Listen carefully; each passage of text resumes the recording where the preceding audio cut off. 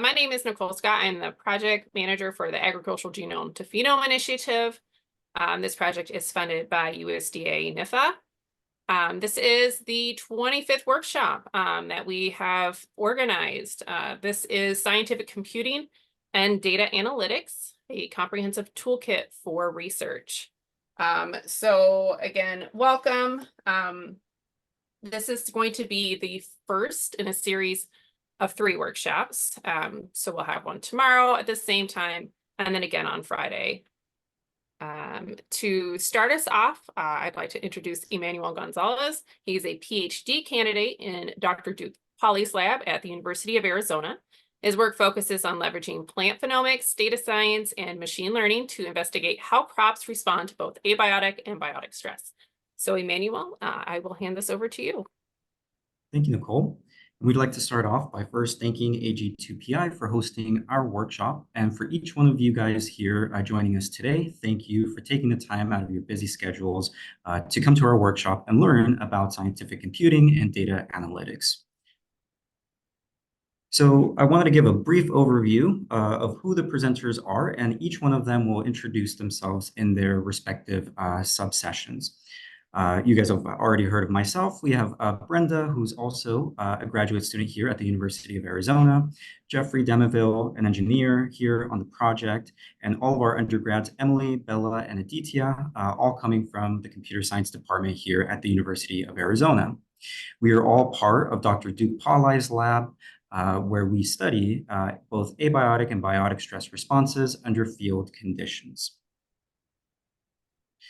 So just a little bit about myself. As was already mentioned, I'm a plant science PhD candidate, and I leverage plant phenomics, but I also have a keen interest in developing high-throughput phenotyping software. This includes a variety of different software for a variety of different sensors, such as RGB, three-dimensional point cloud data, all of which you will be hearing about during this workshop. Now, a fun fact about myself, my partner and I enjoy weekend road trips with our 2 dogs, Droopy and Manuela, and it is great to have you all here. So welcome, and as I mentioned, each of the presenters will be presenting themselves, and let's go ahead and get started. So I'd like to start off this workshop by a very brief history of computation. You might be wondering, well, if we're going to be learning about scientific computing, how did it start, and what is the progression that it has taken? So let's start off at the dawn of computing.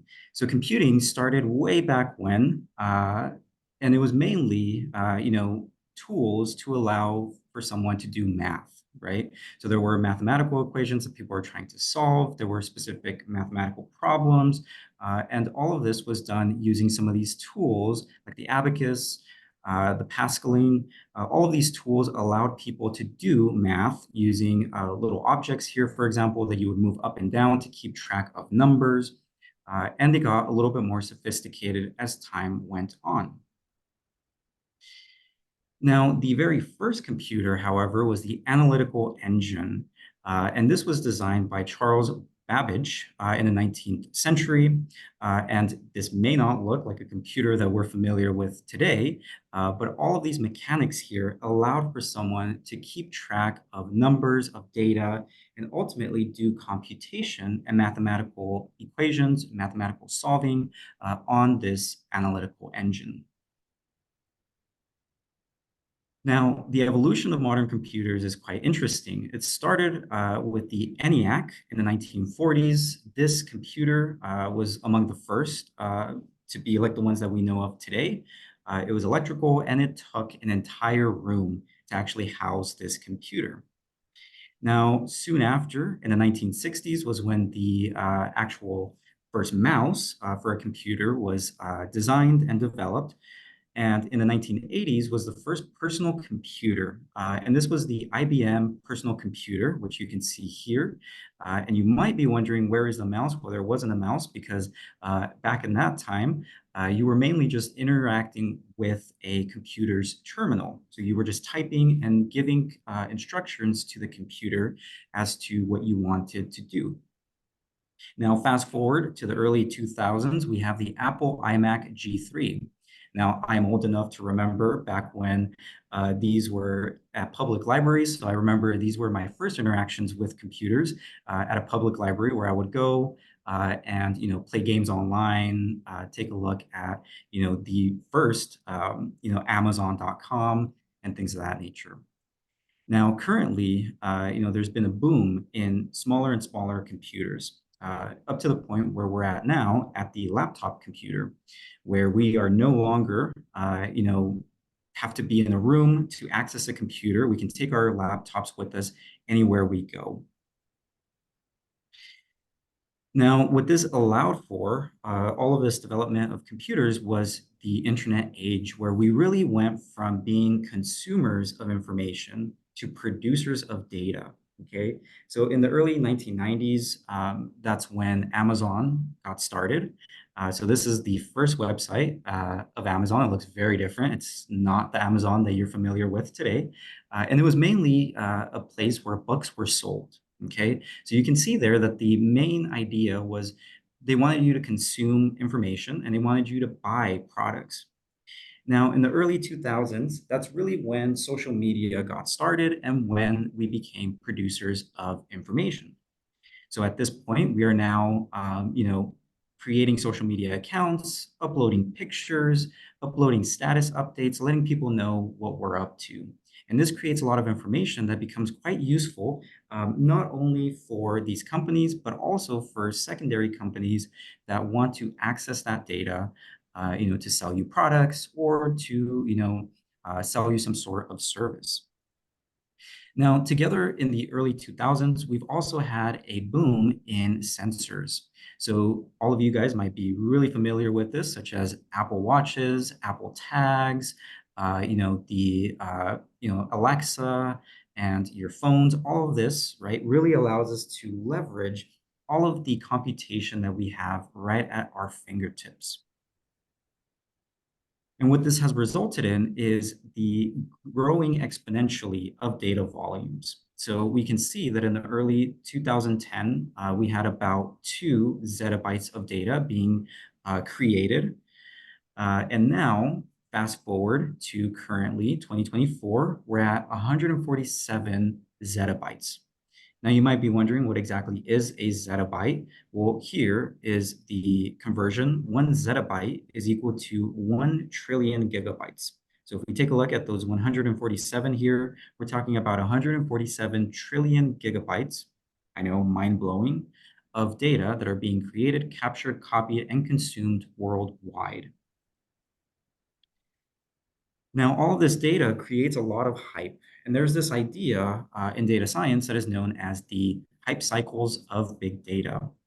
So if we take a look back when big data really started, becoming a thing at around 2012, we see that there is this technology trigger. This is when computers become really widespread, computation becomes really, really widespread, and this creates a exponential growth in the expectations of big data.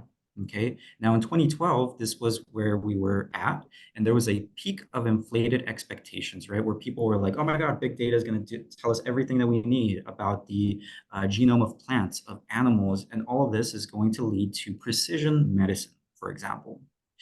Now, there's a period where things get really difficult, right? And things don't work out the way that we first believed. And this leads to some disillusionment, where, we have to reassess where this big data is going to take us and how it's going to help us.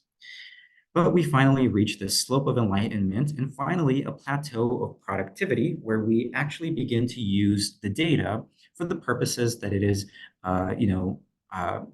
applicable to.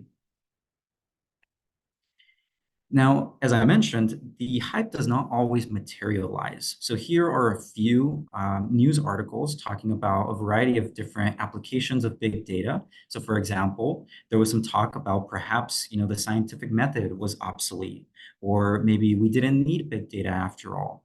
Or maybe, by using AI and big data, we can have precision medicine that is going to help solve a lot of diseases, for example. And lastly, perhaps we can use big data to create value for customers, not just to target them. So all of these were ideas that started popping up right around the time when the internet and this big, massive growth of data started to occur. So now, with all of that data, how do we actually go about analyzing it and making insights from that data? Well, let's take a look at the data science paradigm here, which is known as the data science pyramid. So on the left-hand side here, we're looking at the data pyramid, which is data at the very base of this pyramid. And we have to take that raw data and convert it into information. So perhaps you are collecting data from your research, and eventually you put that into a CSV file that you can then share with your collaborators. At that point, that becomes information. And then finally, you use that information together with your collaborators and you extract knowledge from it. Perhaps you identify some genes that are associated with some sort of beneficial trait that you've been researching. And finally, you apply that knowledge into wisdom, at which point you might develop a plant, for example, that is now using that gene and better able to respond to stress conditions, for example. Now, all of this requires quite a intricate cycle of, different tools. Perhaps you have to plan how you're going to collect data. You have to collect the data itself. You have to process it, analyze it, preserve it so that you can share it with your collaborators after the fact. And then finally, like I mentioned, sharing and reusing that data. All of these are very important, but today we're going to be focusing primarily on the analysis and the processing of data. So now let's take a look at a case study in the realm of plant phenotyping. So in plant phenotyping, we have a variety of different data sources. Okay, you can think of these as sensors, such as the ones that I mentioned previously, like your Apple Watch, your Alexa, things of that nature. Now, in this case, this is collecting scientific data for research purposes. Now, we might have robot platforms that are collecting tremendous amounts of information. We might also have some carts that are traveling along fields and collecting data as well. Perhaps we also have drones that are flying over the same field that we're collecting some of these other forms of data on. And lastly, you might also go out into your field and collect some data on your plants or your other research subjects. Now, all of this really generates a whole bunch of data that has to somehow be extracted. So let's take a look here. And like I mentioned, perhaps you're using one of those systems and collecting a whole bunch of data, and you want to take that data, do some transformations on it, finally extract some traits that you can do your science on, like, for example, leaf length, the width of leaves, the angle of leaves, perhaps some volumes. And all of that requires data analysis and data processing, which is oftentimes using Python or any other programming language. Perhaps you're also using a high performance computer, and you will most likely be using GitHub to do your version control. So this is just to kind of show you how it is you might be using data analytics without knowing it at the moment, and how you might use it in the future after this workshop. So before we get started with the workshop, I want to let everyone know that we have some workshop materials that we want to ensure that everyone has access to.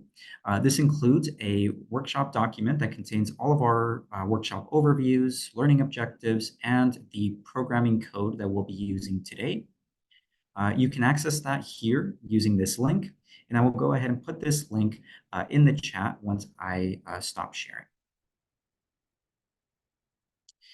Now, with that, I want to give a very brief overview as to what we will be covering in this workshop. As Nicole mentioned at the beginning, this is a three-part workshop, and the first session will focus on covering the fundamental computational toolkit. This will expose you to Python, the details of data science, distributed computing, and that will be today's workshop. Session number 2 will go into machine learning and data visualization. Here you will be learning how to use machine learning and how to use data visualization to make sense of data coming from machine learning. And lastly, session 3 will be covering the application of your computational toolkit that you have developed to plant phenotyping. Okay, so all of these 3 sessions here is really aimed at developing your computational toolkit that you will use beyond this workshop and in doing your own research. So with that, I want to thank you all for being here, and I will hand it over to Jeffrey to give us the first session of today. Thank you, Emmanuel. Hello, everyone. Welcome to the first module of the Scientific Computing and Data Analytics Workshop. I'm Jeffrey Dimmoville. I work as a research engineer within the PaulI Lab at the University of Arizona. In this module, we'll be discussing data management and distributed computing.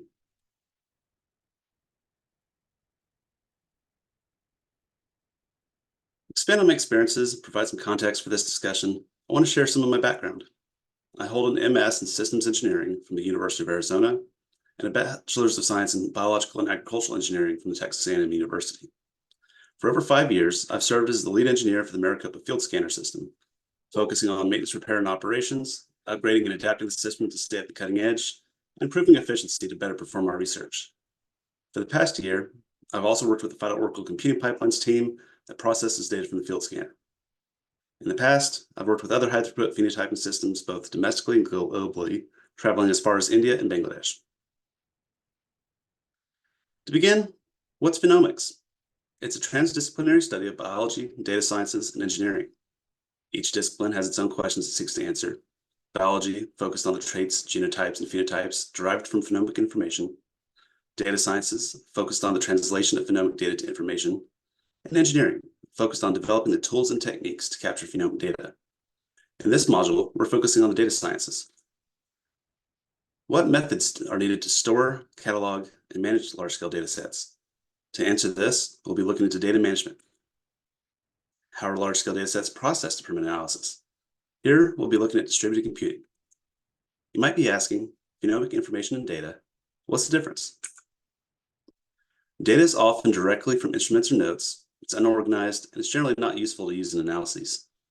Information, in contrast, is useful and organized, but requires some form of processing to generate additional insights. Distilling this further can result in knowledge and wisdom about the domain, but that's outside the scope of this module. The important takeaway here, questions are answered by analysis of information generated from data. To move away from the conceptual and into the practical, how have we generated usable information with the data collected by the Maricopa Field Scanner? Maricopa Field Scanner was built as a platform for generating a reference data set upon which new tools and techniques could be developed. To meet this goal, it was outfitted with a suite of instruments to collect a wide range of data at extremely high temporal and spatial resolution. Beyond the basic point measurement sensors for weather and ambient conditions, we have an assortment of imaging and scanning equipment. We have 3D laser scanners that can be used to collect heights, leaf area, surface normal angles, and other structural features of plants. We have RGB cameras, allowing us to see the plants as they'd appear to our eyes and compute bounding areas and indices like the triangular greenness index. We have fluorescence imaging system, which saturates the photosystem of the plant with a pulse of red light and captures a series of images to quantify photosynthetic efficiency. Thermal infrared cameras are of value in Arizona, as they support our drought resilience efforts through quantifying canopy temperature, heat stress, leaf senescence, and transpiration.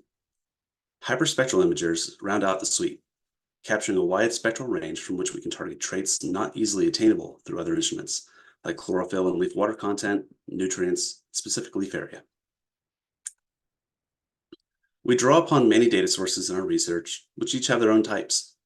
Geospatial data is used to define where points of interest are located in space. These may be CSVs or shapefiles showing plot boundaries, positions for ground control points, and even our detections for individual plants that can be tracked throughout the season. Field books in the PaulI Lab typically take the form of CSVs or spreadsheets. In these, we define our plots and their locations, and define our genotypic information, such as PI accession numbers. Each of the measurements from the field scanner, and even some of the individual instruments, generates metadata that can take the form of JSON, text, or HDF5 data types. These include information that is essential to the processing and management of the data. In our case, we generally include fixed metadata about the system, describing the field scanner, and fixed metadata about the instrument, describing the individual camera or sensor.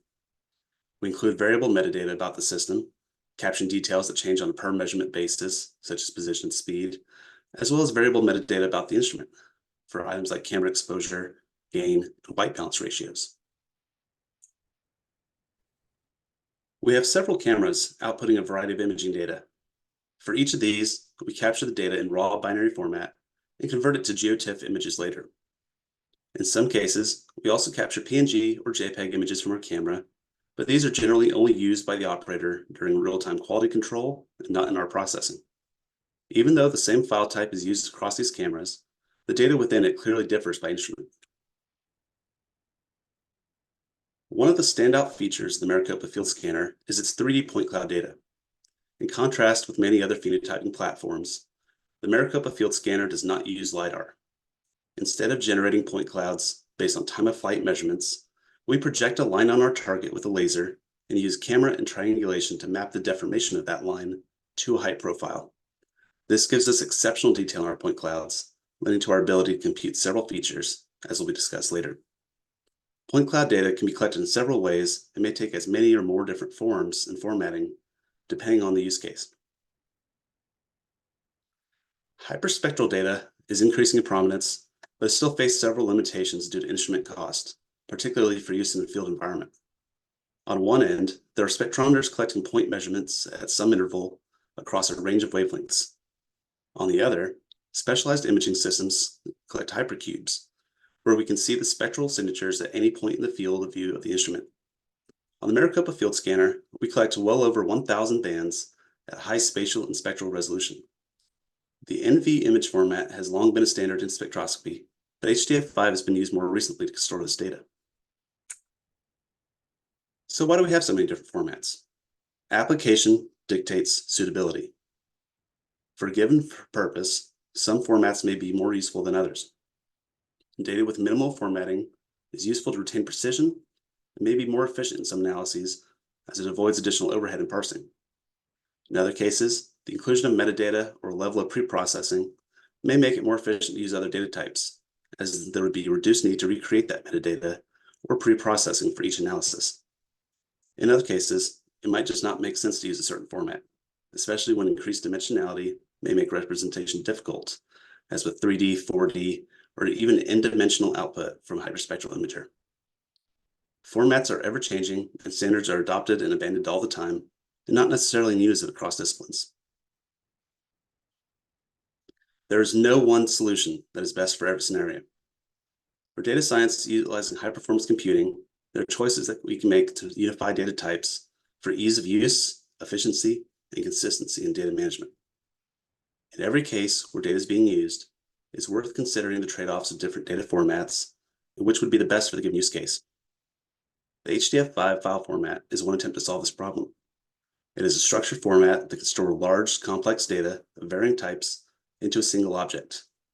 It's designed for use with scientific computing in mind.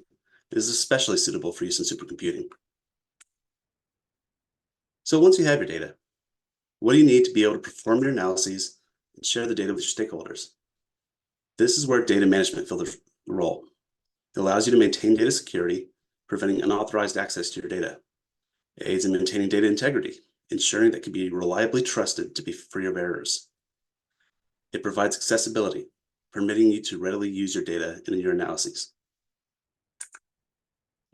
In our research, we've seen benefits through implementing data management. We've reduced risk of data loss. Our data is backed up and stored securely. Access is controlled to prevent unauthorized distribution. We know where our data is saved. We can find data when we need it. Having a system in place helps us track where data is stored. Automation of our data processing reduces errors and labor costs associated with our analyses. Processing pipelines can run around the clock with minimal intervention. Oftentimes, you're unable to get the information you want through a single analysis on the input data. Many steps may be needed to get the data from one form to another to perform the analysis you want. A computing pipeline defines each process that must occur from beginning to end. This may include steps for converting data types, combining data from different sources, and processing the data to get a set of outputs. Outputs from previous steps of the pipeline are used as inputs in later steps. Within each high-level step, there may be many more low-level actions required to process the data. Building a car may include a step to install the engine, but work is needed to make sure all the hoses, bolts, and other components can connect as expected. To aid in our data management, our team uses the Cyverse Data Store. It's a cloud-based data management system built on the Integrated Role-Oriented Data System, or IRODS. Through this system, we can access our data through a command line interface and store the several petabytes of data we've collected and processed. Cyverse lets us take advantage of the University of Arizona's high-performance computer and its distributed computing capabilities. On Cyverse, data from our project is initially divided by field seasons or experiments. These form the top level of our structure. Within each field season, we divide our data into levels, with 0 being the raw data, and each increment of this as an additional stage of processing. Within each level, we subdivide our data by source, using subdirectories for each type of sensor data and sensor agnostic data. Within each of those, we divide by the relevant crop, as our system supports processing of data across multiple species. And finally, within each level, source, species, subdirectory, we have all the relevant data stored based on individual data collection events. Data collected by the Maricopa Field Scanner is sent to Cyverse. From here, it's downloaded by the University of Arizona High Performance Computer, or HPC. A main node on the HPC acts as the point of contact for the user and manages transfer of the data back and forth to Cyverse. To leverage distributed computing, the main node interacts with many worker nodes, who share intermediate work products and perform analyses on the data. When the worker nodes complete their task, the main node collects the processed data and uploads it to Cyverse, wherein it's again accessible to the user. In our research, we've seen benefits through implementing distributed computing. We've enabled scaling across large data sets. Distributed computing allows us to perform processing where massive amounts of resources are needed beyond what can be achieved by a single computer. We've increased efficiency. Our team uses distributed computing to assign only the resources necessary to complete the work to avoid waste. We've increased reliability. Our risks of failure are reduced through distributed computing.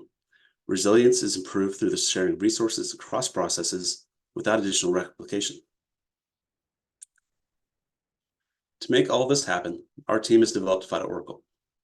PhytoOracle is a scalable, modular, distributed workflow manager, enabling analysis of phenomic data from multiple platforms.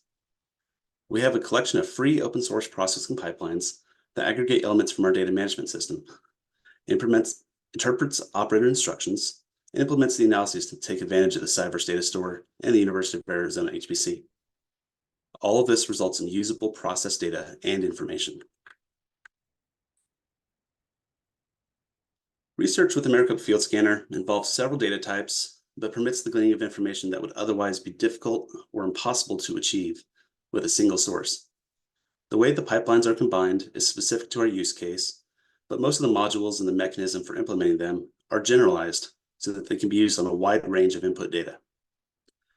Some of the examples of the modules included in PhytoOracle for our imaging systems include RGB bin to TIFF, converting bin formatted RGB imagery and JSON formatted metadata to GeoTIFF formatted images usable within GIS software.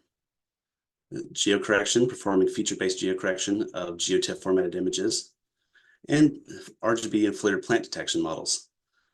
They detect individual plant instances within our processed images and outputs a summary of these as a CSV. We have also got modules designed for our 3D scanners, where we can crop individual plants from geocorrected point clouds and output them to smaller point clouds containing only the region of interest, reducing the overhead and amount of work that we have to process on each point cloud.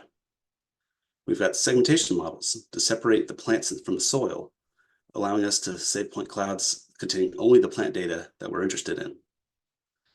Beyond these, there are dozens more modules that users are able to modify and adapt to their needs.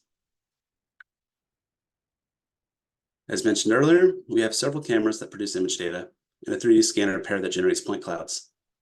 Each of these instruments, for basic output, requires a pipeline with several steps. Each has modules in common, but also modules that are specific to the data type.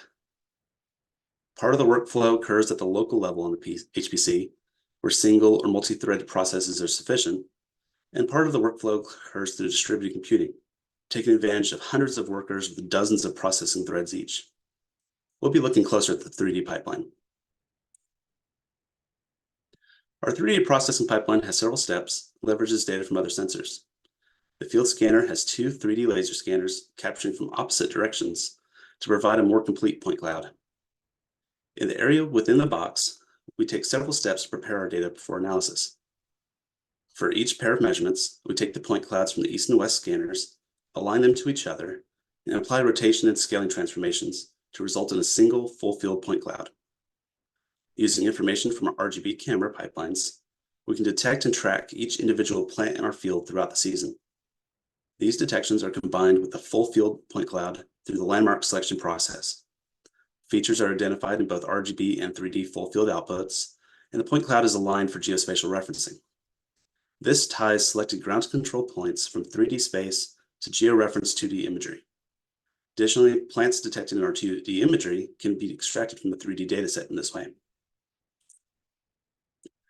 Using RGB data to perform plant detections and georeferencing allows our team to clip individual plant point clouds from the field. This allows tracking, segmentation, and further phenotype extraction. Several intermediary data procs are saved. This permits us to use small products as inputs for additional pipelines, review progress, and evaluate different methods. End-to-end pipelines allow our team to leverage powerful processing tools for higher throughput phenotyping. Thank you everyone for attending the workshop. This concludes our first module on data management and distributed computing. I'm going to hand it off to Emily to get into some more detail.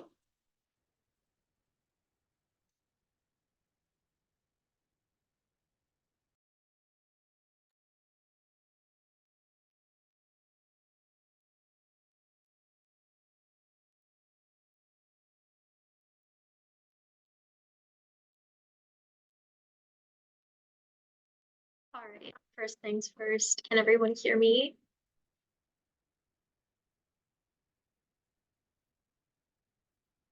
Yes, Emily. Okay, and everybody can see a screen, I hope. If not, please let me know. Yes, so if you're just joining us, this is going to be the introduction to Python and the introduction to GitHub, both of which we use heavily in our lab and are heavily used in collaborative projects.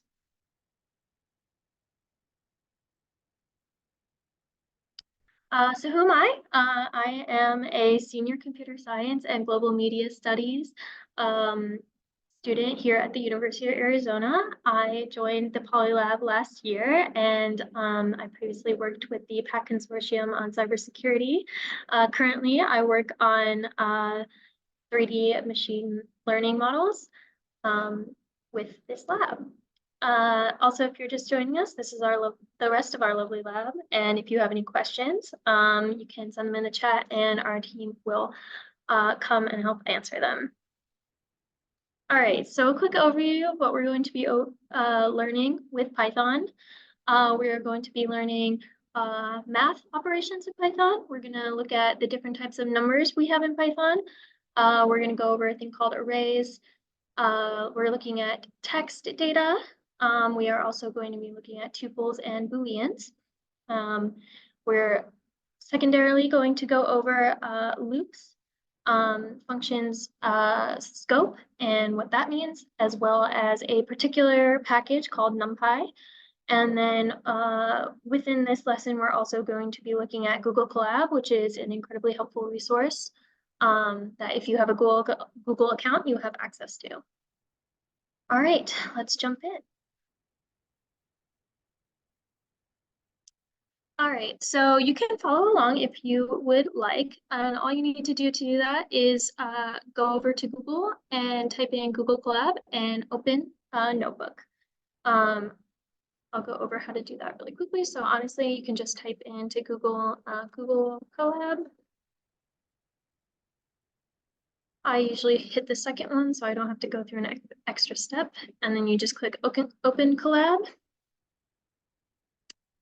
If you have if you have a Google account, you have access to this. You can create a new notebook.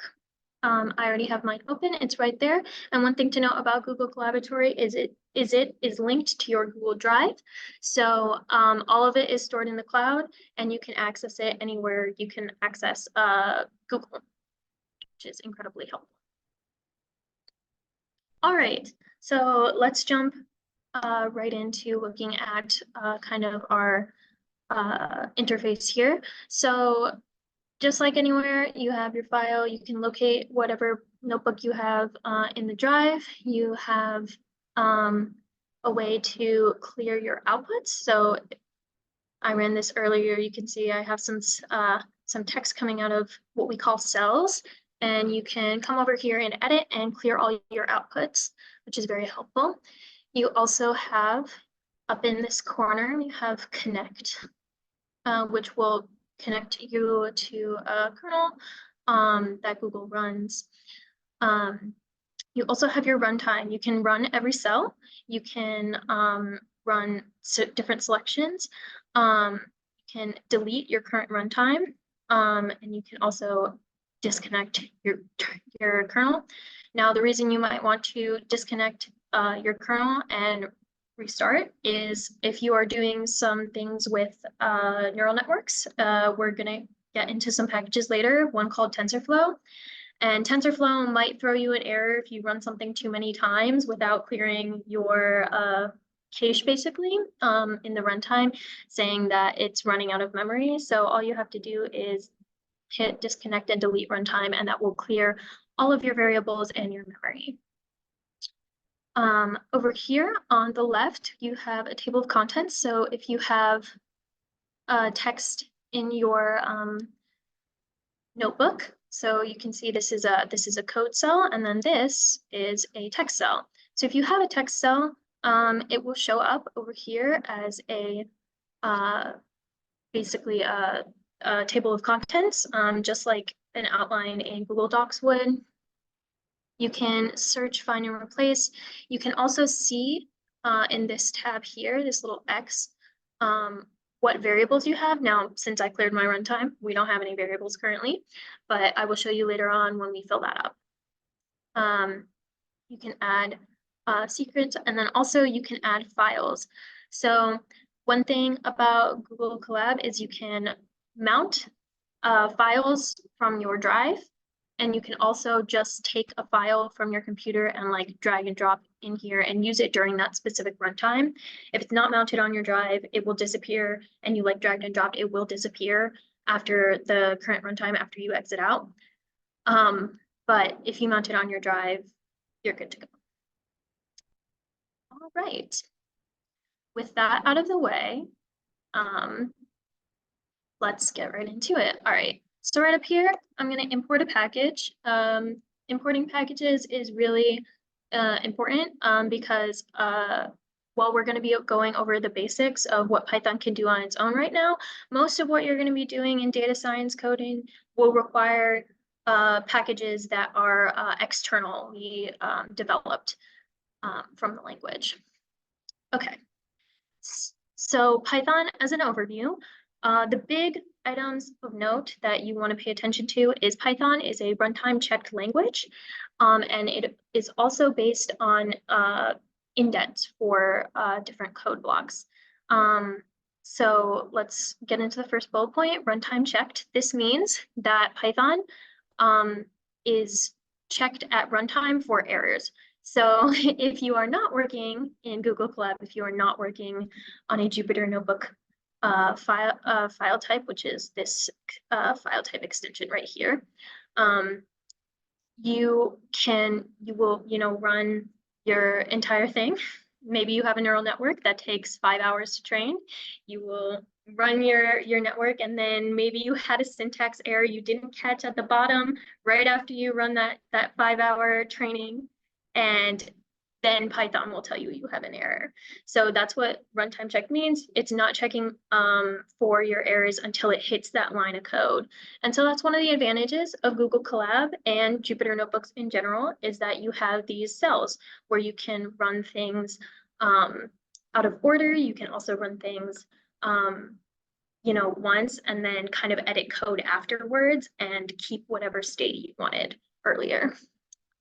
Indent-based code blocks. So in other languages, if you've ever coded before, you will see a lot of braces, a lot of brackets that denote ifs, loops, things like that, functions. Python does not require any of that. It is based on indents and indents only, pretty much. So if your indent is off somehow by like a space, it will throw you an error and say that it, is expecting it. All right. I'm gonna jump right into math if there are no questions.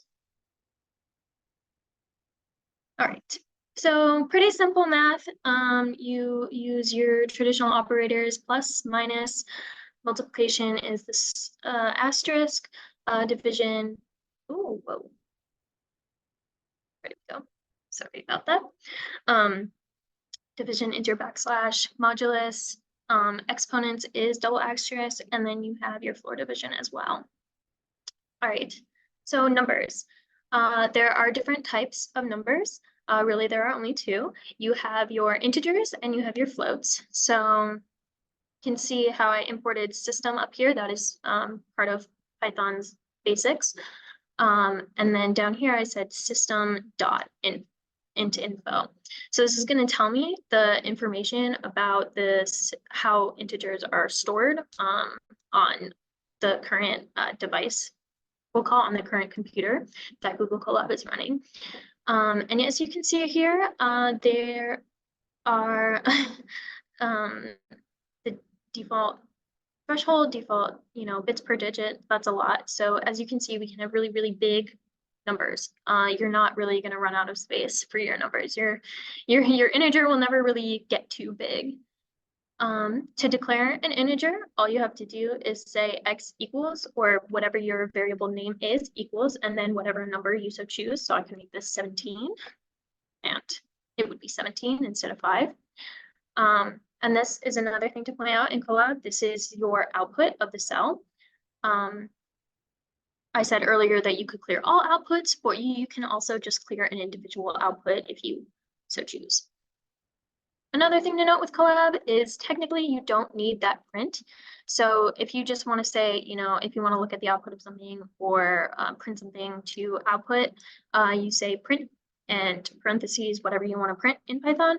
But in Colab and in Jupyter notebooks in general, if you have a separate line with whatever variable you have, you don't actually need that print statement. But it will only print that last line. So if we come down here, let's say we wanted to print both of these, you would need that print statement. Yeah, so as you can see, the max size for an integer is exceptionally large, so you're not going to run out of space. All right. The second type of number is floats. So floats are really just anything with a decimal in them. Again, very large. And as you can see here, we can just declare anything like that. Okay, so I believe I might have mentioned earlier, but we are also going to talk a little bit about good coding practices. And so one of the things, if you've never coded before, and also, sometimes we get into the bad habit of not people who have experience coding is, naming our variable one thing, but it's really should be named something else. So all of us probably know that this is pi, so why would we name it x? We should probably name it pi, right? And this, when you're working with collaborators, is going to help them understand your code because they can't read your mind. And if you just have a random variable named like a letter of the alphabet, but it actually has a specific purpose, you want to be making sure that you name it something intelligible. One of the other things is also don't make things harder for yourself. This is not all of the value of pi, and there is an import that has the actual value of pi. And so we want to use that.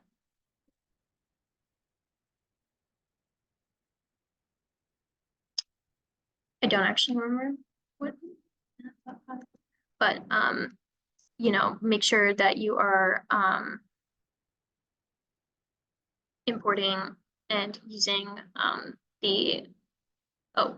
I didn't run the cell. That's what it is. Also, a thing to note in Jupyter Notebooks is if you have run things out of order, then you will maybe get errors saying, math is not defined, and that's because I had forgotten to run the cell that says import math. And so it didn't know what I was referencing. So if you ever get an error like that, just make sure you have run all of your cells.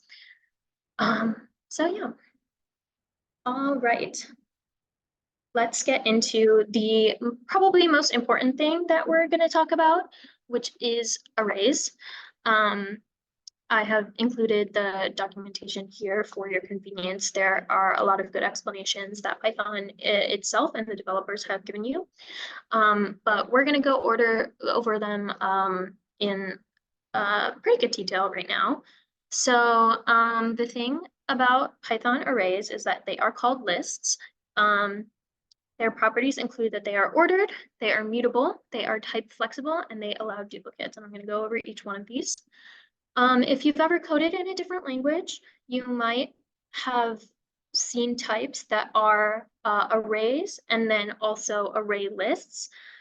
Python just has lists. So there is technically no type array. They are called lists, and that's because they are less strict than arrays in other languages. They're kind of a combination. So first off, they are ordered, so you are guaranteed to have everything in the same place. If you see down here, I have this array of just integers. They will always be in that order whenever I reference them. They are mutable, so you can change them. I can change the value at any point that I want. They are type flexible, so you can have multiple types within the same array. I mentioned a few types earlier, so I could have an array of strings and integers in the same array, and they allow duplicates. So you can have the same number twice, you can have the same sentence twice, you can have the same tuple twice, same boolean twice, whatever. You can put multiple of the same in, which is not the case for all data types. So to declare an array is pretty simple. You just need your brackets, and I don't have to declare that it's type array or anything like that. Python will infer the type based on the declaration.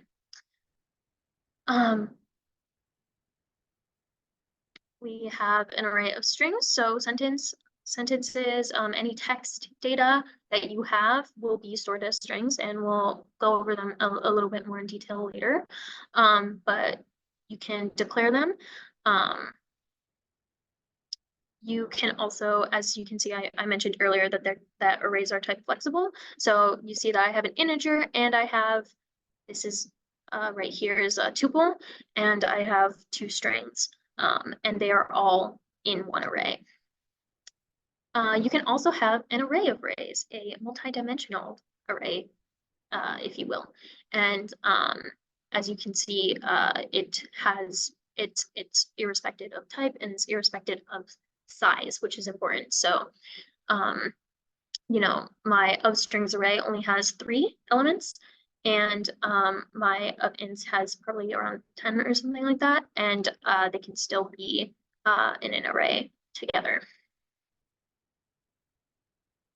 Alrighty, so with arrays, you have size of an array, and we have something called indexing. So I mentioned that they were ordered, and that's important for indexing. So yeah, I mentioned before, my of ints array, which is output right here, has a length of 10. So I have 10 elements in my array.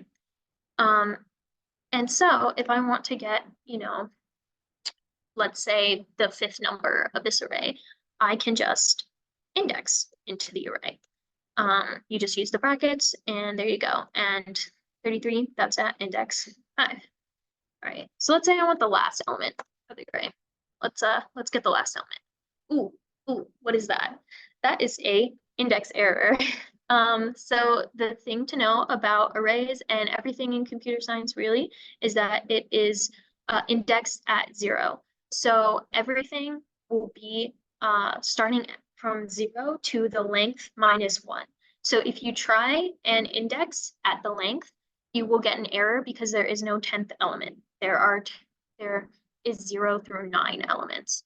So you can do it from length -1, and we know the length, so that's 9. You could also do, length of ints.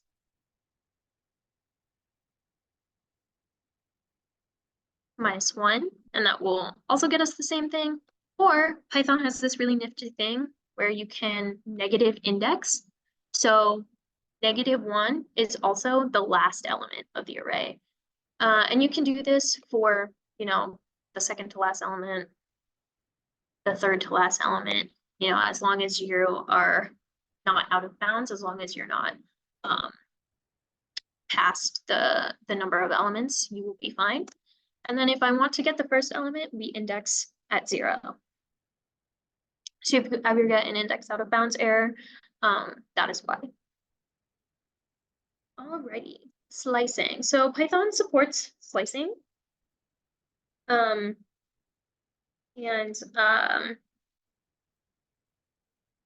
That is basically from the lower bound to the upper bound, and then you have your step size. So I have my of ints array here, and let's see what this gives us. So we wanted from, if we don't provide anything, then it will just assume that it starts at 0. The lower bound starts at 0. I want the upper bound to be the 7th index, and I want it to go backwards. So that's what we have here. Let's say I want just from the 0th element to the 7th index. That's what we have here. And then if you want to start at a different point, there you go. If you don't include any denotation, it's going to default to the lower bound will default to 0, the upper bound will default to the length -1 of the array, and then the step will default to 1. Searching, you can ask if a element like a number or anything is in said array. So I want to know if the number 3 is in our array, which it is in fact, and I want to know if 44 is in our array, and it's not. So it will return true if it is there. It will return false if it does not. You can do this with any data type that is, as we can see here. So I can ask it if hello world is in our of strings array, and it is, but hello world capitalized is not. So that's something to know, is if you're using text data, it is case sensitive. To get around this, you would use a package that is called RE. So that's reject searching. We're not really going to get into that, but know that it is there and it is extremely useful. Yeah, and we can ask it if arrays are included in other arrays. All right, so I did say that arrays are mutable. You can change your array. So at index 5 of the of our array here, we have the number 4. I can remove the value 4. I can also append to the end. Append always adds to the end of the array. So I can, as you can see, right back in there, you can pop the an index off of the array. And the thing about pop, instead of just remove, is that it will return the value that you removed. So that's why you would use that instead of. You can insert at specific indexes. So I wanted to re-include 4 at the index it was before. So I went ahead and did that. You can also delete values by just saying delete. Let's put that back in. And then you can also simply change the value at the index by indexing and then saying equals, and that will change the value, as you can see. Python also has this thing where you can multiply your arrays. So as you can see, it just multiplied it. Now you can change it to any number. Now let's see here. Why that looks like more than 4, right? That doesn't look right. So why would that be? And this is important to note when you're using Jupyter notebooks, is that your memory state is saved even if you have changed what is in the code block. So if we go over to this little X that I mentioned before, and you can see, oh, please go over. You can see that the values are stored. And so the value of our array is 40 items. And even if I, change this back to 2, it's still 40 items over here. So if I run this cell again, it's just going to double what was already there. So that's important to know, that you should pay attention to what cells you're running and whether you need to reset a value if you've changed anything. Alrighty. Are there any questions currently? Because arrays are kind of the biggest.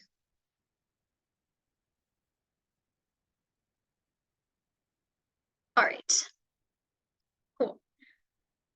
All right, we're going to move on to text then. A lot of people use text data. If you scrape a comment section from YouTube or anything like that. Text is foundationally based off of characters. Technically, Python does not have the explicit type char. Most languages will, but Python does not, which is totally fine. Essentially, they are numbers. I believe that Python uses Unicode character encodings. We're not going to get that much into it, but just know that that's the foundation of strings in general.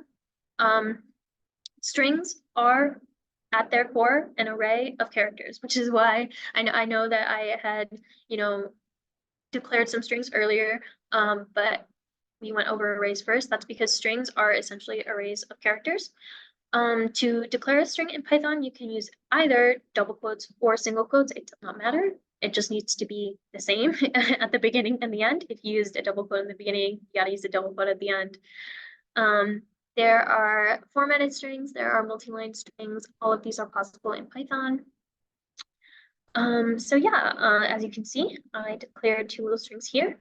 And as you can see in this last line, I can index into my string just like I did in an array. You can have a formatted string. So if you put this little f before your string, you can include things like variables that change in your string and output them. You can have multi-line quotes, and so if you have a multi-line quote, use 3 strings for that. You can search just like you would in any array. Again, it is case sensitive. You can also, processing is a big thing of using strings. So some ones to note are strip, which will remove the white spaces before and like the leading and trailing white spaces. You can replace. So should you want to remove white space, you can just replace it with replace a space with an empty string. And you can also split your text based on a character that you provide or a string that you provide. So it could be anything. A lot of the times it is a space, but it could be a dash, it could be anything. And as you can see, that one returns a array that is split based on the words. You can concatenate your strings, and to do that, you just use the plus operator for math. As you can see here, C is both of them together. Alrighty, let's get into tuples. Before I mentioned it briefly, but if you need more complex manipulation and searching of text, you would use the RE import, and there is documentation available online. All right, so tuples. Tuples are ordered they are immutable, they are type flexible, and they allow duplicates. So if you have a variable or a value that should not ever be changed, cannot be changed, you don't want it to change, whatever, instead of using an array, you would use a tuple.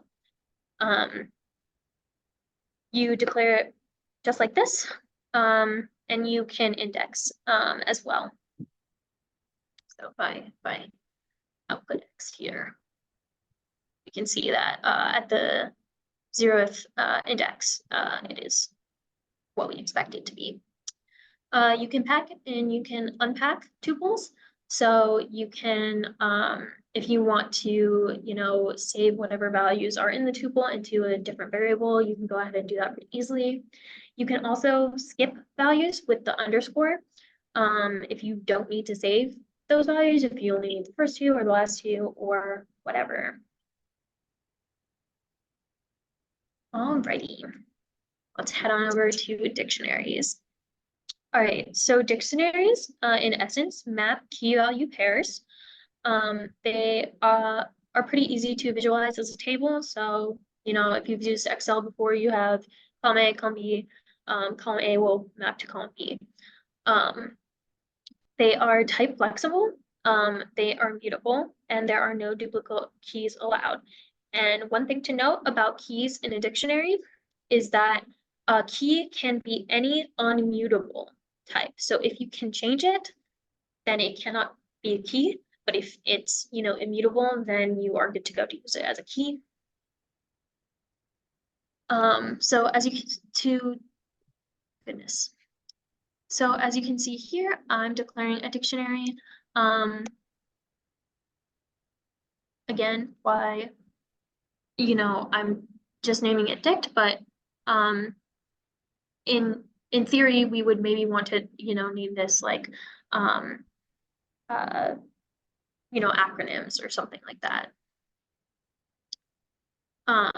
These are the left-hand sides are the keys and the right-hand sides are the values.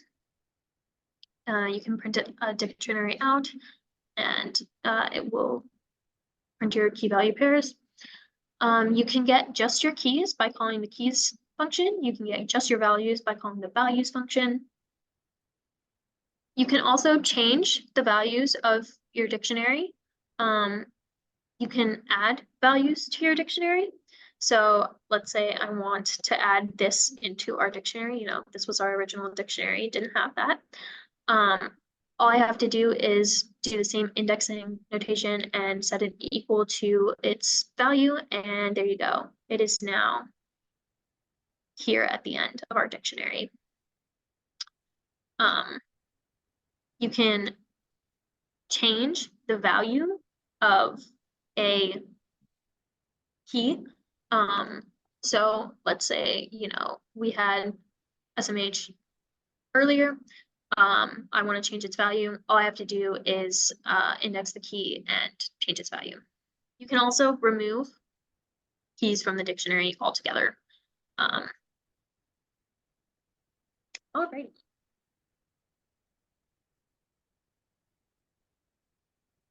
So Booleans, I've mentioned true and false as outputs before with searching. Booleans, there's only two. It is either true or it is false. If you've done discrete math or if you are doing discrete math, you are using Boolean values in Python. Another thing to note is that these are really just 0 and 1. 1 is true, 0 is false. Equals equals is the operator. So if I say true equals 0, that's not true. But if I say it's equal to 1, there you go. So your logical operators are just the actual keywords. So you type it out, use or, and not. There you go.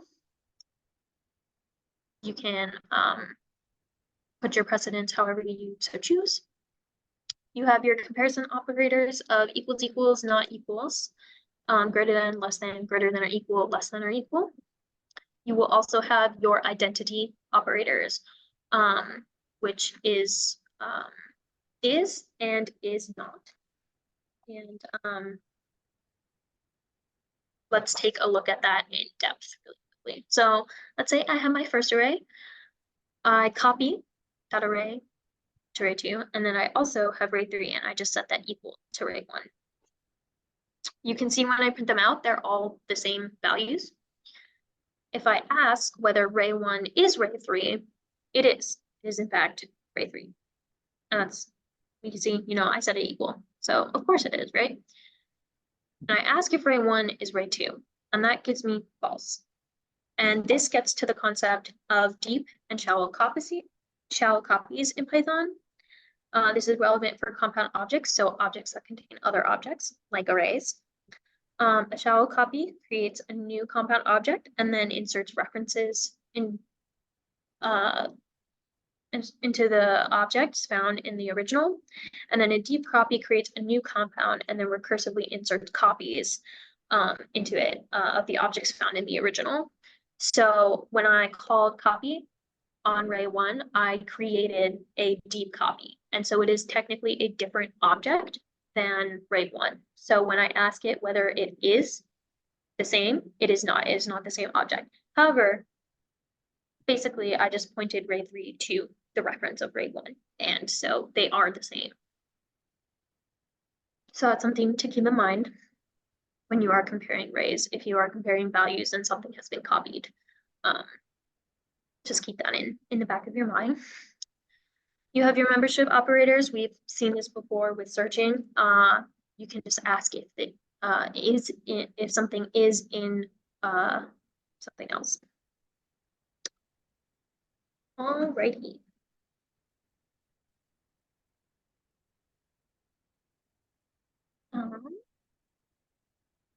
Okay. I also would like to note that if you are ever confused about what a variable's type is, a lot of in Google Colab, you can just kind of hover over your variable and it will tell you.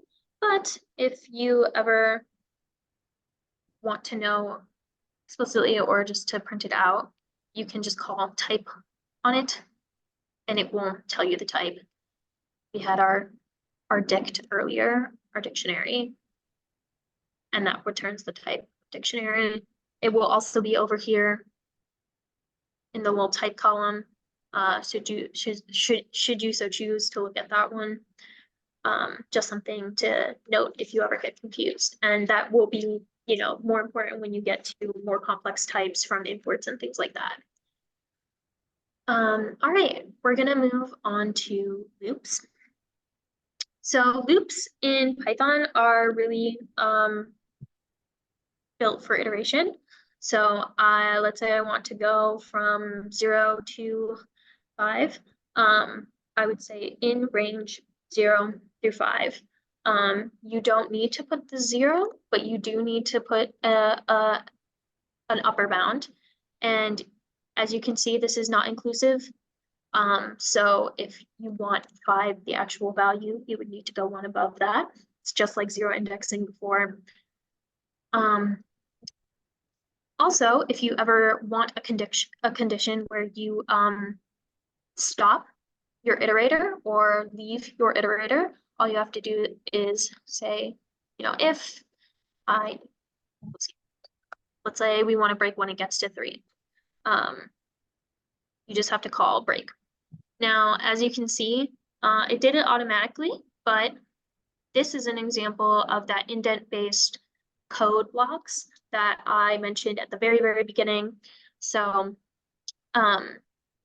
if I do something like that, it's going to throw me an error, indentation error, expected indent block after 4. So after a function, after an if statement, after a loop of any kind, basically if you have a colon, then you're gonna have an indent right below that. And if you don't, Python will be mad at you. But yes, as you can see, we went up to only 3 this time because when our Boolean condition was met, we broke out of our loop.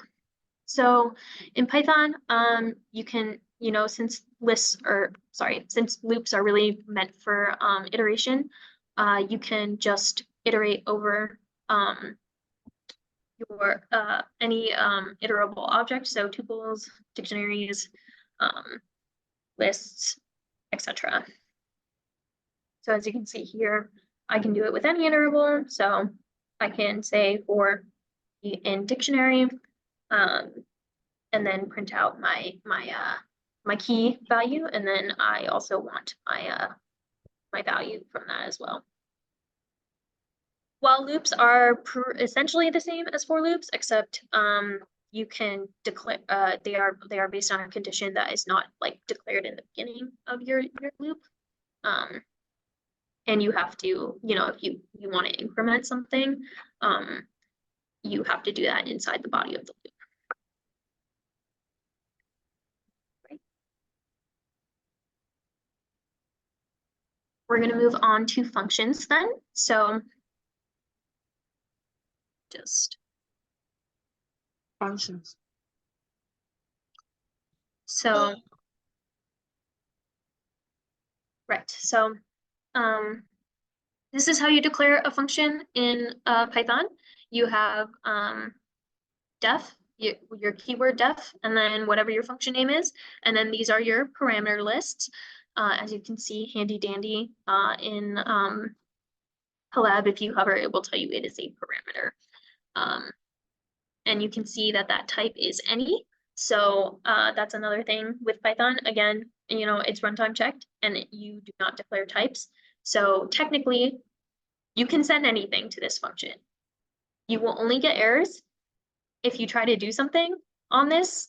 And if you sent the wrong thing, you sent the wrong type and it's not actually a dictionary, when you come down here and you try and index into it and you try and set it to an entry, it will throw you an error. So that's just something to be aware of with Python. You do not have a sanity check that is the right type until it's run. You don't have to, you know, you see that I have a return statement down here. You don't have to declare that you are returning anything. Python will infer it. All right, so let's say I'm going to send it the dictionary we already have, and I want to add this tuple as a key value pair. And I just send it these two arbitrary numbers.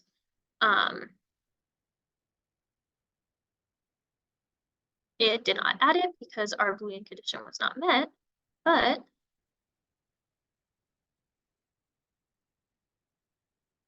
you can see now we have added it. And you can see, since I saved the return value, I can get whatever that was. So whatever you want to return from your function, you don't have to save the value. And Collab will, you know, print out what it returned, but that value is not technically saved anywhere right now. So even if you have a return, technically you don't have to save it. Now, another thing is that when it comes to good practices is when we have our functions, when we have things, we want to be saying what those things are. So we want to say what our function does. We want to say what our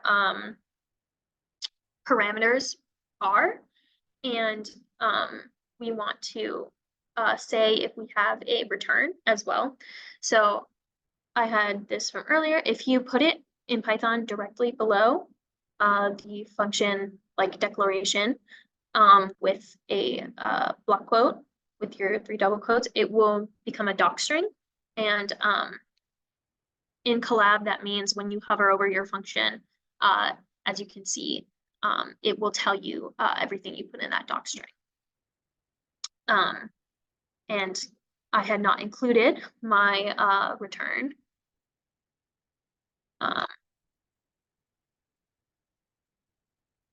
So we want to make sure that we're telling them what that is. And that's important when you're passing variables, you know, X and Y, like that's not very specific of a naming convention. So they could, you know, look at what those values are doing and, you know, figure it out. This is a pretty simple function, but when your functions get pretty complicated and maybe, you know, those values that you've sent as parameters are not used until like 50 lines down your function, you want to, you know, make sure that you are telling people what they should be passing in Python and what type they are, like what type is expected, because that's not in the declaration at all. And then let's go down to variable scope. So here we have, basically this is the exact same function. There are two types of scope. So there is global scope and there is local scope, sorry. So there's local and then there's global. Global is anywhere in your file. Anywhere, any function can use it, inside the function, outside the function, wherever. Anything can access that variable and use it. Local is specific to a code block. So it's not just for functions, but it's also for if statements, it's also for loops. It is specific for indent blocks. If you can declare a global outside of a function, if you're not in a Jupyter notebook file, this is just anywhere in your file that's outside of the function. If you're in a Jupyter notebook file, it doesn't really matter what cell you're in, you can still access it. Like I can just, we declared something called dict earlier, and I just made a new code cell, and there you go. I can access it still. If you have a, or I'll get to that in a second, actually. If you want to create a variable that will be global inside of a function, all you have to do is declare the keyword global, and this will now be a global value. So I'm outside of this function. So I'm outside of this function and I want to call dictionary. It's throwing me an error. Why is dictionary not defined when I've defined it as global? Well, that's because we have not called this function at all. So if you declare global inside of a function, but you haven't run that cell or you haven't run your file, it's not going to find it because it doesn't exist yet because you haven't called your function. So now if we go ahead and we call it, there we go. Now you might be wondering, if you actually have taken a look at this code, if x is greater than y, then we add the entry. But we said that x is equal to 2 up here. So, but we sent, 5. How is that working? So that's something to be aware of. If you have a global variable and a local variable with the same name, the local variable takes precedent. So we sent 7 as the value for x, and that superseded the global value. The local value will supersede the global value. Yeah. So that is the basics of Python. I'm gonna pause really quick for questions before we move on to looking at NumPy. I know I've been speeding along, but.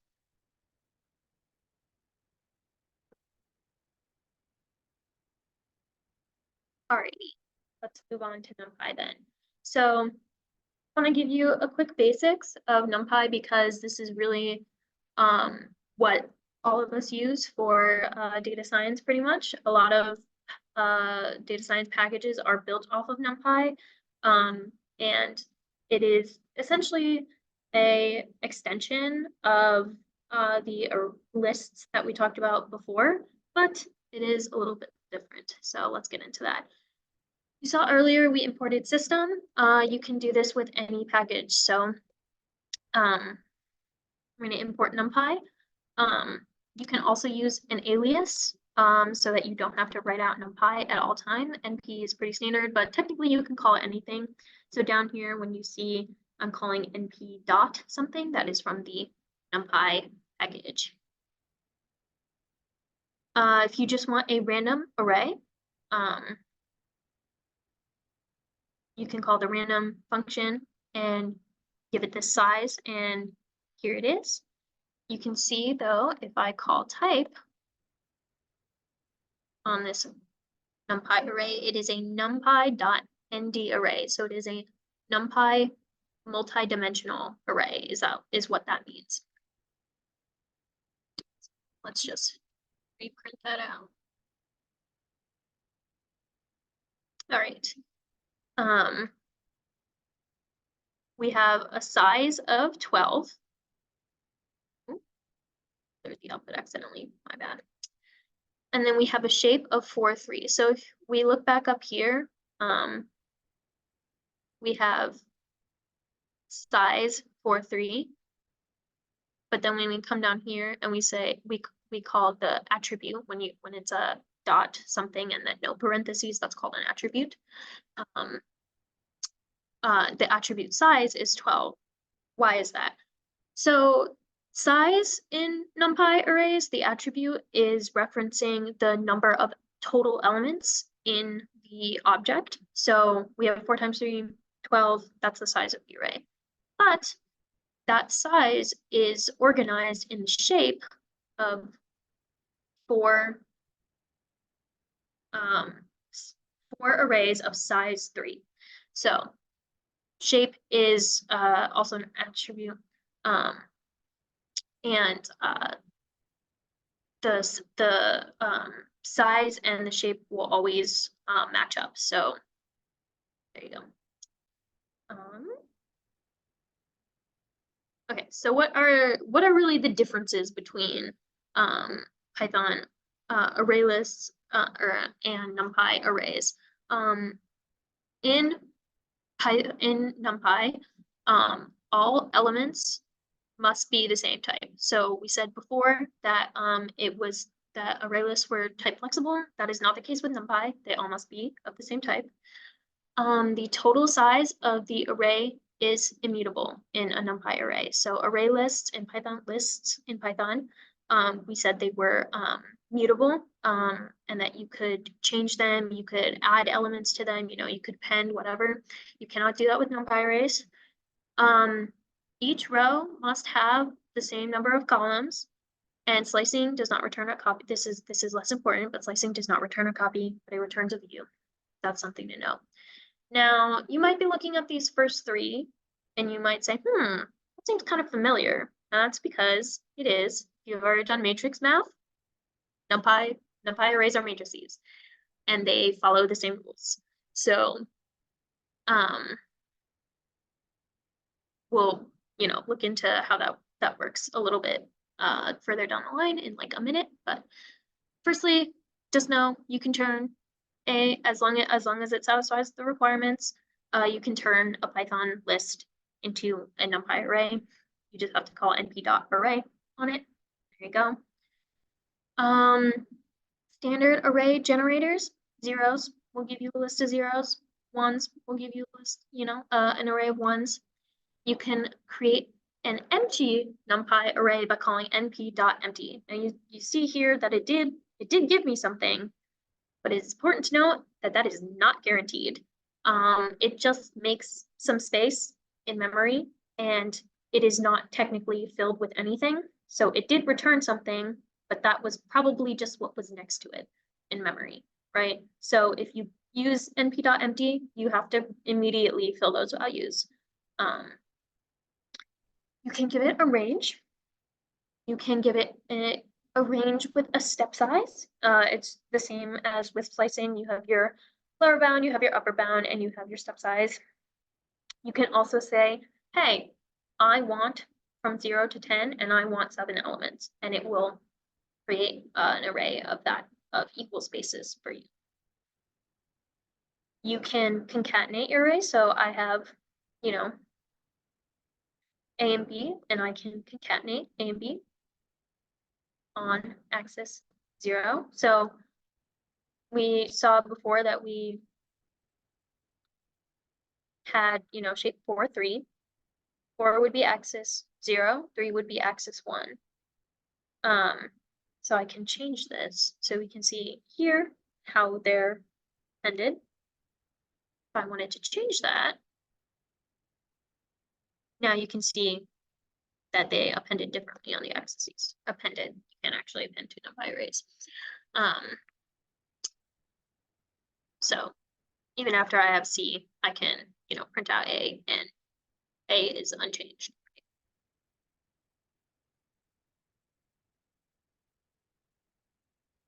Now, you know, you can do that on any axis, right? As long as it's valid, right? So the input array dimensions, except for the concatenating, must match exactly, you know, we had 2 and 1, that is not compatible. So you have to, you know, you still have to abide by the rules of matrices. And that goes for multiplication as well. You can reshape your NumPy arrays. So as we had before, shape 4, 3. We can reshape our array to be 2, 6. As long as it's the same size, so the same number of total elements, you can reshape it into anything. You can also transpose your array. You can flatten your array into just a single one, and then you can also, if you want to nest that, you just have to say 1 and then whatever your total size is. So yeah, that's the basics of NumPy. I'm gonna briefly mention a couple of packages that the rest of the lab is going to use later on in the later sessions. So if you wanna, you know, get an early crack at them, just kind of look at them early on. We have SciPy. SciPy is an open source software for mathematics, science, and engineering. It includes models for statistics, optimization, integration, linear algebra, Fourier transformations, signal and image processing, ODE solvers, and so much more. SciPy is extremely extensive. We have Penguin, which is an open source statistical package that is based on pandas and NumPy. Some of its main features include ANOVAs, pairwise post hoc tests, pairwise correlations, robust partial distance and repeated measure correlations, linear logistic regressions, and mediation analysis, phase factors, multivariate tests, reliability and consistency, effect sizes and power analysis, parametric/bootstrap confidence intervals around an effect size or correlation coefficient, circular statistics, chi-square tests, plotting, Bland-Attman plots, QQ plots, pair plots, robust correlations, and so much more. Penguin is also extremely extensive. sklearn is very common. It is a machine learning library with classification, regression, and clustering algorithms. They also have dimensionality reduction, model lesson, and preprocessing functions. And then we have Open3D, which is a open source library that supports 3D data. It features 3D data structures, 3D data processing algorithms, scene reconstruction, surface alignment, 3D visualizations, machine learning support, and GPU acceleration for core 3D operations. So if you're dealing with 3D data, you will probably end up using Open3D. And that is going to be it for our introduction to Python. I think we'll pause for a few minutes before we jump into the GitHub portion of this session. So if anybody has any questions, feel free to ask those related to Python or anything up to this point.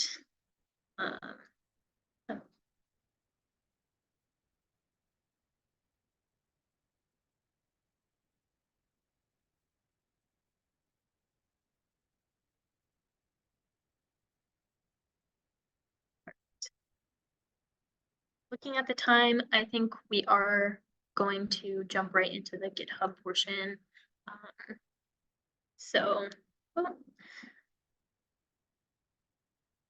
All right, so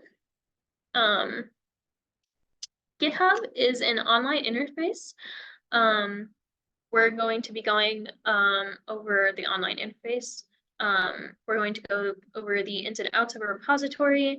We're going to briefly mention Git on the command line. We've provided some resources for that in this slideshow, but we're not going to go over it in detail. And then we're going to go a little bit more into good coding practices. In their own words, GitHub is a code hosting platform for version control and collaboration. It lets you and others work together on projects from anywhere. We're going to go ahead and go to their website, which is just github.com. I have it pulled up already. So once you log in, you'll see your dashboard. Your dashboard will show your top repositories. Just move this thing out of the way. Okay. So you'll have your homepage feed. Honestly, you really don't need to worry about it all that much. If you come over here, you can have your profile, and then the most important thing is your repositories. So all of my repositories are over here. If you're part of an organization, it'll show that down here. So I'm part of the FIDO Oracle organization, which is from this lab. And you can see that we have a ton of repositories.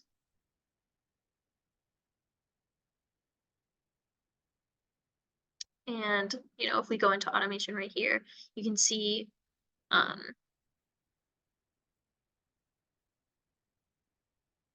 we have a README. Here are the contributors.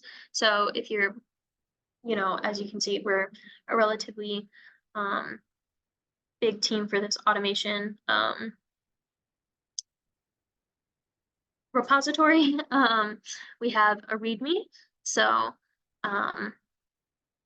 that will, explain how it works, etc., etc. So that's something to note. All right.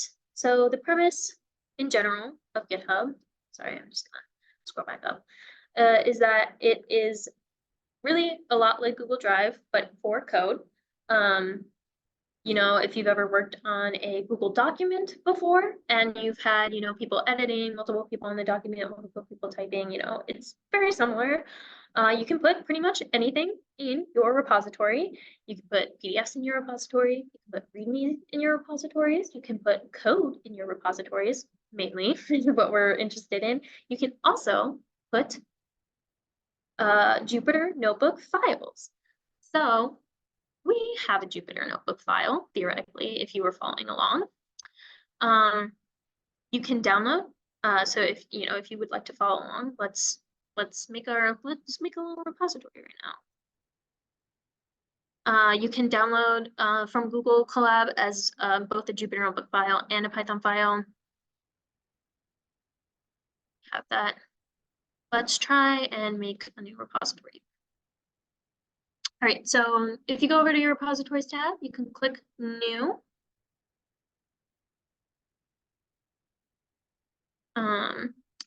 You give it a repository name. When you're making a repository, you can decide whether it is public or it is private. If it's public, anybody can see it. If it's private, only you can see it. You can add a README file, which we saw a second ago. You can also add a gitignore file. That's basically if you have files that are in the same directory as your repository, but you don't want to upload them directly, into the repository. You don't want them to update or anything. You would put that in your gitignore file.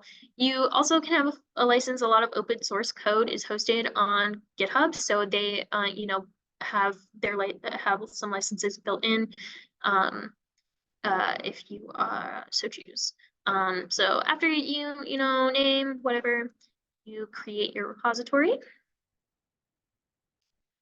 And we have our initial commit. And now we want to add our file. So you can just create a file, or you can, which is what we're going to do, we're going to upload our file. We go over to here. All you have to do is drag and drop. You can also, search your computer anyways. But we're just going to add files via upload. That's something to note. When you do anything, when you make a commit to change to your repository, you have to add a commit message. You can add an optional extended description, but you do have to have a commit message. And then we're going to commit straight to the main branch. We're just going to go ahead and commit changes. And now we have both our README and our Python file. So we can come over, we can look. And and our entire notebook is here. Something to note is that if you have an exceptionally long Jupyter notebook file, is that if you have your outputs, sometimes GitHub will tell you that the file is too long. If that happens, just clear your inputs or like clear your output cells, and it will completely fix the problem. Let's say we want to just add a new file.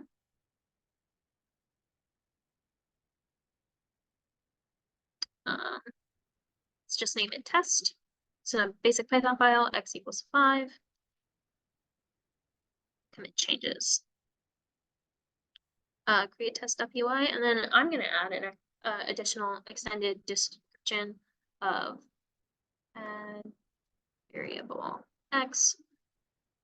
Obviously, it's a little trivial to do that, but once you get into bigger changes, you know, that would be more useful. All right, so now we have test.py. Here it is. Now let's say I want to change that. Let's say I actually want x to equal 10. You can, you know, do this directly in the online editor. And let's see. We've just been committing directly to the main branch, right? What does creating a new branch mean? Let's find out. All right, so before we get into this, let's go back to our main code.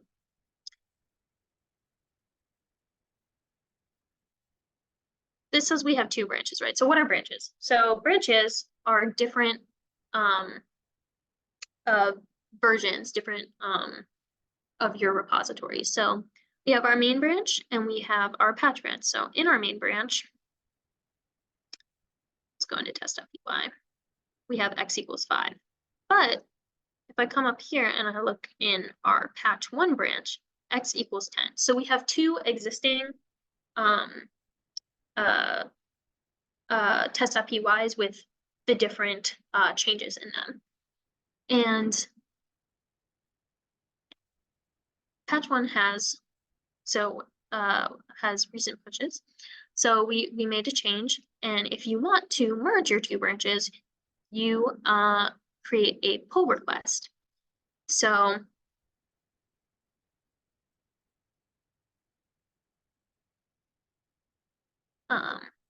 if it's unable to merge, it will tell you very rarely will it be unable to merge, but you create a pull request.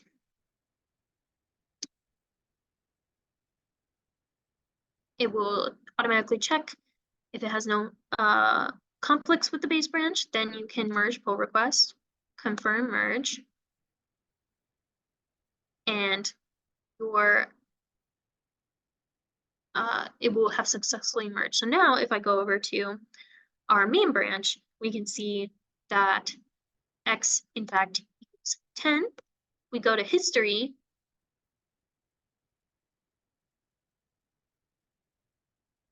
We can see that we have different commits.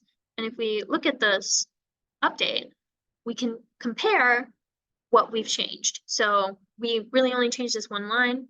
We changed x equals to 10. That's what it shows. You can delete branches pretty simply. Hello. Thank you. So we go over to our branch manager.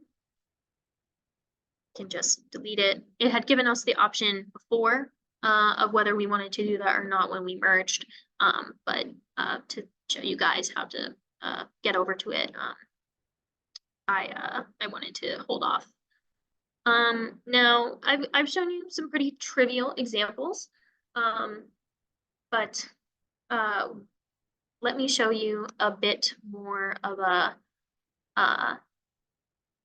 robust example. So this is for a class that I've been working on, where I'm building a compiler. And if we go over to history, we have 17 commits here. And let's just choose this one. I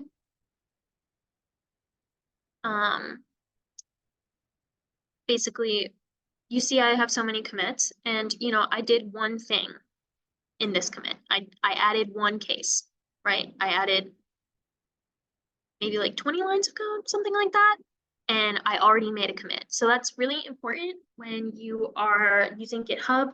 You want to make sure that you are tracking all of your changes. You don't want to accidentally lose a ton of work. That's one of the benefits of having, you know, cloud-based, you know, repositories, is that you can sustain and make sure that you are not losing your code.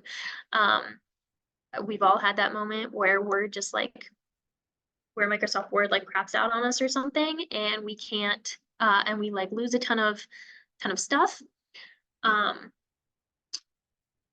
GitHub gives us a way to avoid that, right? So you can see here, you know, I just added, like, the whole thing is that I added comments. I added comments, and that's what I did. And I made sure to commit that change.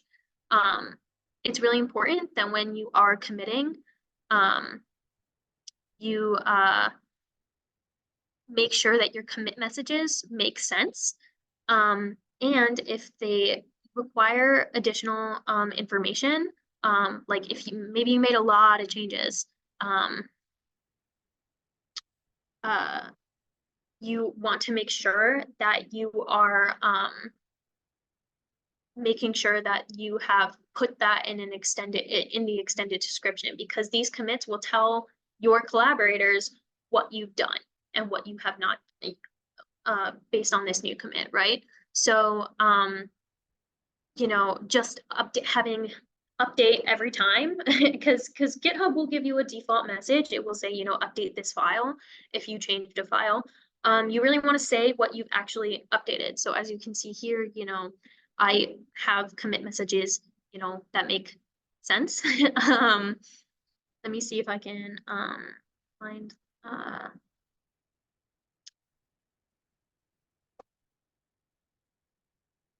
one where I did a more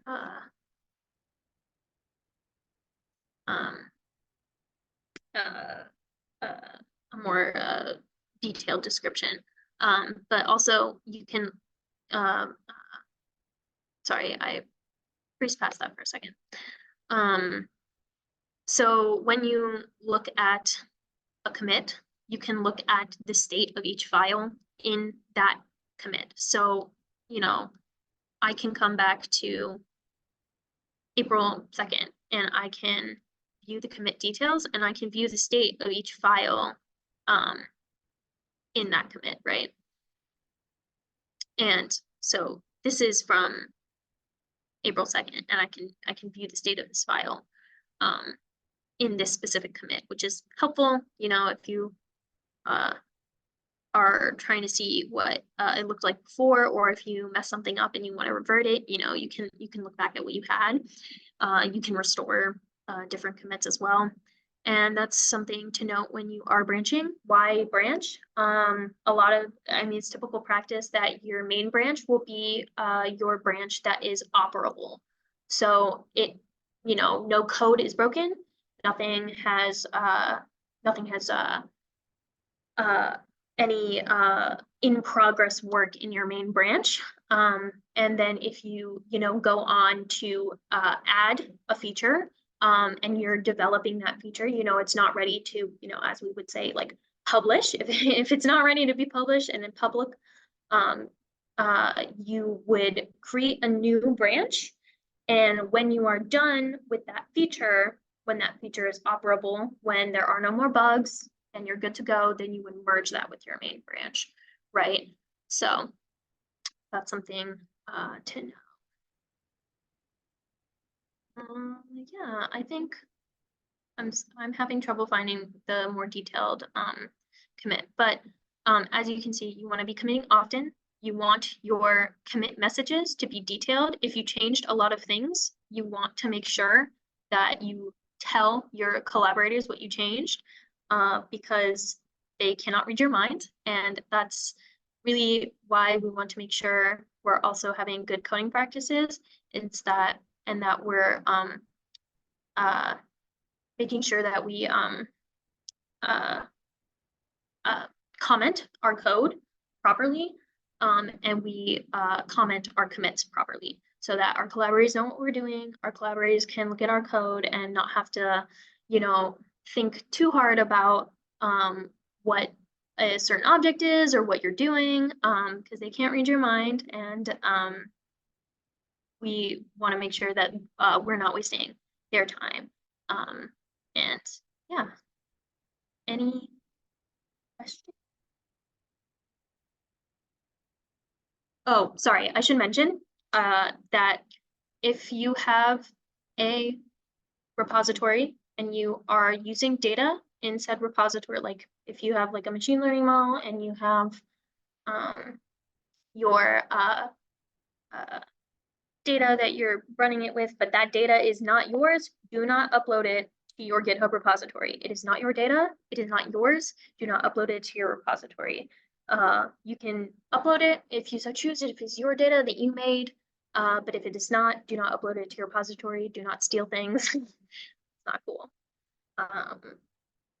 And that would be an option to use your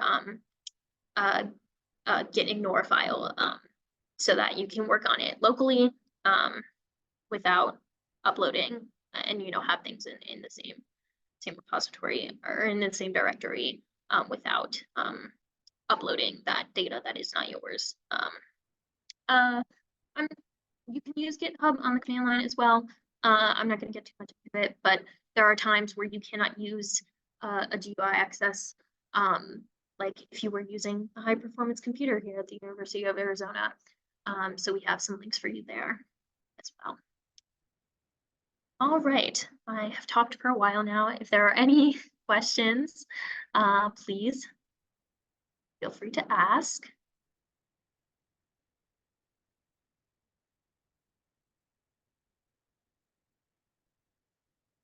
No? All right. All right, well, thank you everyone for joining us. I just want to remind everyone before we close that tomorrow it'll be the same time, the same link for the second session of our workshop.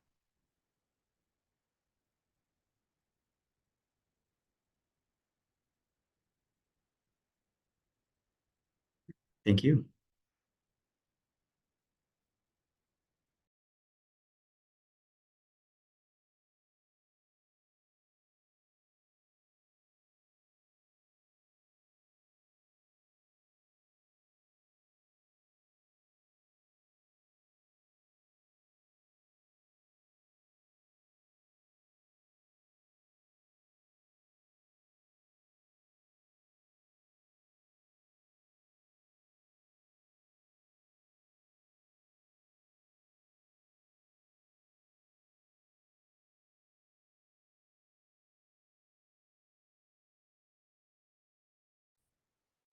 Carlos asked that if you can work offline in a desktop version and your code will be automatically uploaded when online again. No, you have to commit. You have to stage and commit your changes when you are connected to the internet. Thank you. Sorry by my late question. No worries, no worries. That's what we're here for. Bye. See you tomorrow.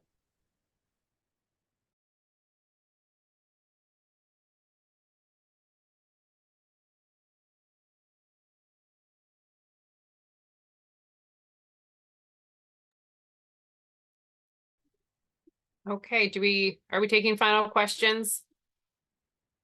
Yeah, anyone? I guess if you have questions, since quite a few people have dropped out, you can go ahead and unmute yourself and just ask.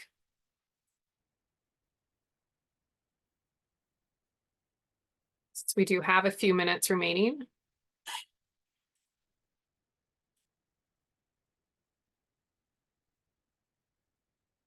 For anyone on the live stream, deep apologies for that not working for the first few minutes. Technology has its own ideas of what it wants to do sometimes. So hopefully it does not give us problems tomorrow as well. But if you are watching this on YouTube, the full recording will be available on the AG2PI website at ag2pi.org, as will tomorrow's recording, excuse me, and Friday's as well. And then we will replace that recording on YouTube with the full one so that you're not missing anything.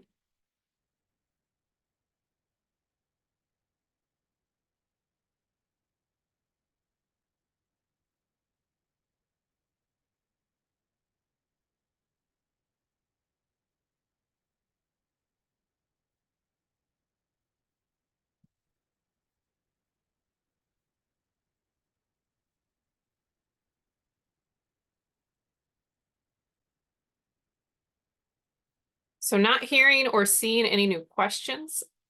We will go ahead and end for today. Thank you to the presenters for a great workshop. Really excited to see what you have for us tomorrow. Thank you for everyone who joined us today. We hope to see you again tomorrow. If not, again, we have the recordings. Yeah,